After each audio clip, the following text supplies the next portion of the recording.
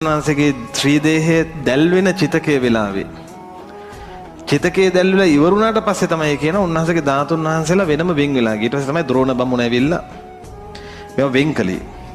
හැබැයි චිතකයේ දැල්වෙන මොහොතේ දැල්වෙන චිතකයට තමන් 이르දියෙන් තමන්ගේ ඒ අනුභවයෙන් දැල්වෙන චිතකයෙන් මේ ධාතුන් වහන්සේව ගත්තා කියනවා සරබූ කියලා මහරහතන් වහන්සේ තමයි.